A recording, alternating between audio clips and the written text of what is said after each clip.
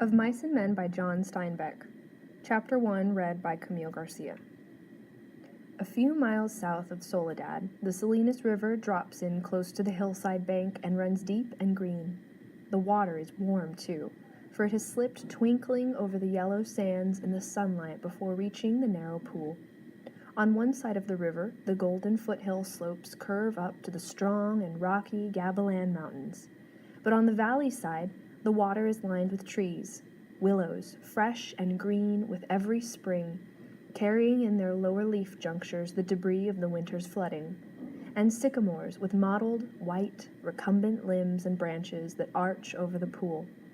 On the sandy bank under the trees, the leaves lie deep and so crisp that a lizard makes a great skittering if he runs among them.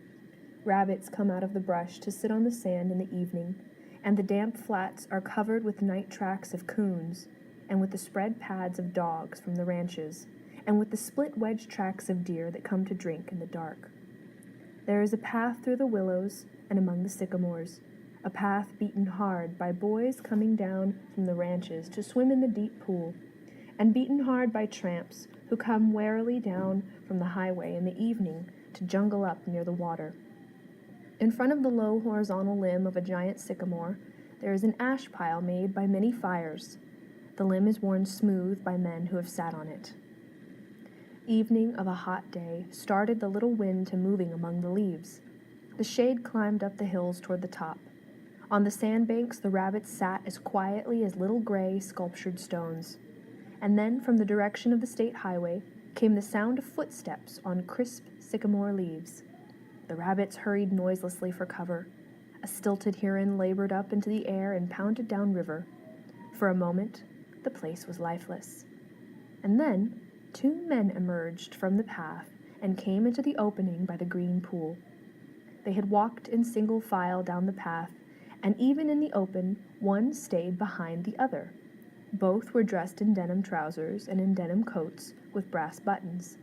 Both wore black, shapeless hats, and both carried tight blanket rolls slung over their shoulders.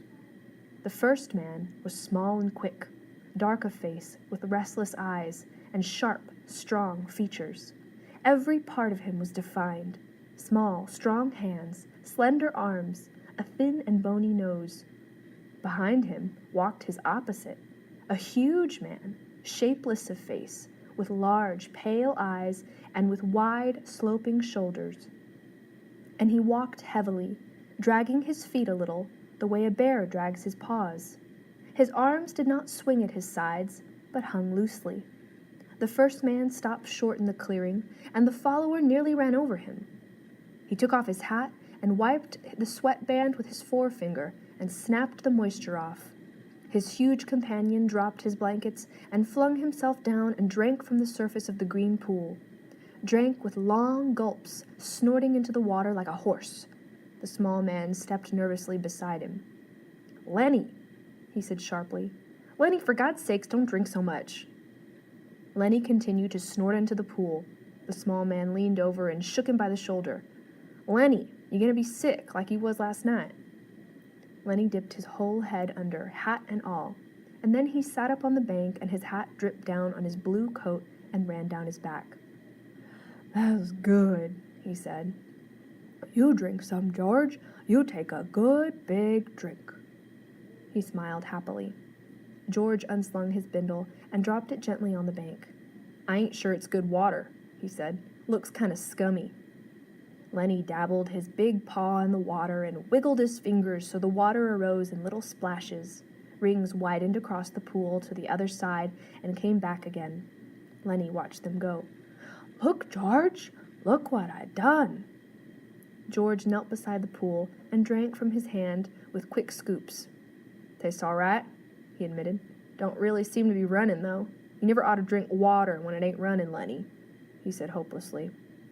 "You'd drink out of a gutter if you was thirsty."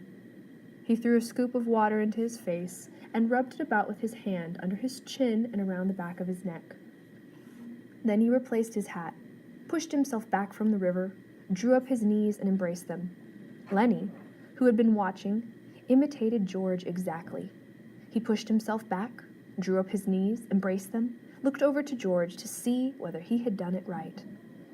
He pulled his hat down a little more over his eyes, the way George's hat was. George stared morosely at the water.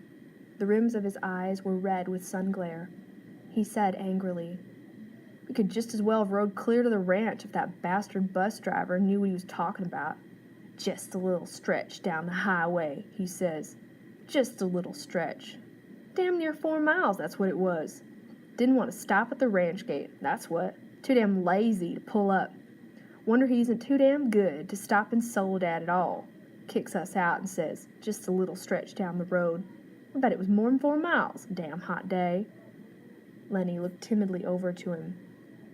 "George?" "Yeah, what you want?" "Where are we going, George?" The little man jerked the brim down of his hat and scowled over at Lenny. "So you forgot already, did you? I gotta tell you again, do I? You're a crazy bastard." "I forgot," Lenny said softly. "I tried not to forget. Honest to God I did, George." Okay, I tell you again. I ain't got nothing to do. Might just as well spend all my time telling you things than you forget 'em. And I tell you again. "Tried and tried," said Lenny. "But it didn't do no good. I remember about the rabbits, George." "The hell with the rabbits. That's all you can remember is them rabbits." "Okay. Now you listen, and this time you gotta remember so we don't get in no trouble. Remember sitting in that gutter on Howard Street and watching that blackboard?" Lenny's face broke into a delighted smile. "Why, sure, George, I remember that, but what do we do then? I remember some girls come by, and you say, "The hell with what I says. You remember about us going to Murray and Reddy's, and they give us work cards and bus tickets?" "Oh, sure, George, I remember that now." His hands went quickly into his side coat pockets. He said gently, "George, I ain't got mine. I must have lost it." He looked around at the ground in despair. "You never had none, you crazy bastard. I got both of 'em here. Think I'd let you carry your own work card?" Lenny grinned with relief. I thought I put it in my side pocket." His hand went into the pocket again. George looked sharply at him. "What'd you take out of that pocket?" "Ain't a thing in my pocket," Lenny said cleverly. "I know there ain't. You got it in your hand. What you got in your hand? Hiding it." "I ain't got nothing, George, honest." "Come on, give it here." Lenny held his closed hand away from George's direction. "It's only a mouse, George." "A mouse? A live mouse?" Just a dead mouse, George. I didn't kill it, honest. I found it dead." "Give it here," said George. "Aw, leave me have it, George." "Give it here." Lenny's closed hand slowly obeyed.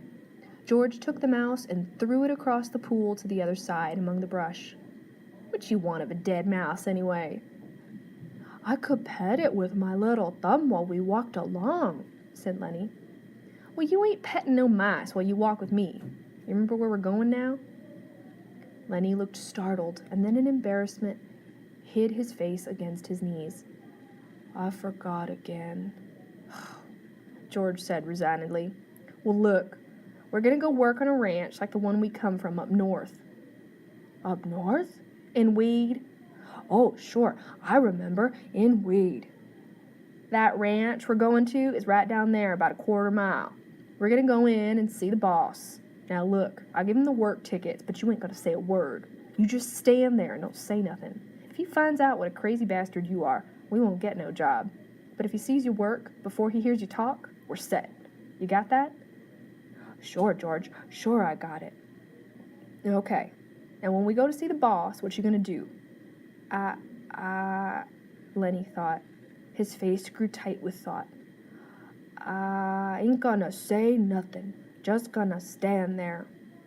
"Good boy. That's swell. You say that over 2 or 3 times, you sure you won't forget it?" Lenny droned softly to himself. "I ain't gonna say nothing. I ain't gonna say nothing. I ain't gonna say nothing." "Okay," said George. "And you ain't gonna do more bad things like you done in Weed, neither." Lenny looked puzzled. Like I done in weed? Oh, so you forgot about that too, did you? Well, I ain't gonna remind you fear you do it again. A light of understanding broke onto Lenny's face. They run us out of weed, he exploded triumphantly. Run us out of hell, said George disgustedly. We run. They was looking for us, but they didn't catch us. Lenny giggled happily. I didn't forget that. You bet. George lay back on the sand and crossed his hands under his head, and Lenny imitated him, raising his head to see whether he were doing it right. God, you're a lot of trouble, said George. I could get along so easy and so nice if I didn't have you on my tail. I could live so easy and maybe have a girl. For a moment, Lenny lay quiet, and then he said hopefully, We gonna work on our ranch, George. All right, you got that, but we're gonna sleep here because I got a reason. The day was going fast now. Only the tops of the Galaban Mountains flamed with the light of the sun that had gone from the valley. A water snake slipped along on the pool, its head held up like a little periscope. The reeds jerked slightly in the current. Far off toward the highway, a man shouted something, and another man shouted back. The sycamore limbs rustled under a little wind that died immediately. George, why ain't we gonna go on to the ranch and get supper? They got supper at the ranch. George rolled on his side. No reason at all for you. I like it here. Tomorrow, we're gonna go to work. I seen thrashing machines on the way down. That means we'll be bucking grain bags busting a gut. Tonight, I'm gonna lay right here and look up. I like it. Lenny got up on his knees and looked down at George. Ain't we gonna have no supper? Sure we are. If you gather up some dead willow sticks, I got 3 cans of bean in my bindle. You get a fire ready, I'll get you a match when you get the sticks together, then we'll heat the beans and have supper. Lenny said, I like beans with ketchup. Well, we ain't got no ketchup. You go get wood, and don't you fool around. It'll be dark before long. Lenny lumbered to his feet and disappeared in the brush. George lay where he was and whistled softly to himself. There were sounds of splashings down the river in the direction Lenny had taken. George stopped whistling and listened. Poor bastard, he said softly, and then went on whistling again.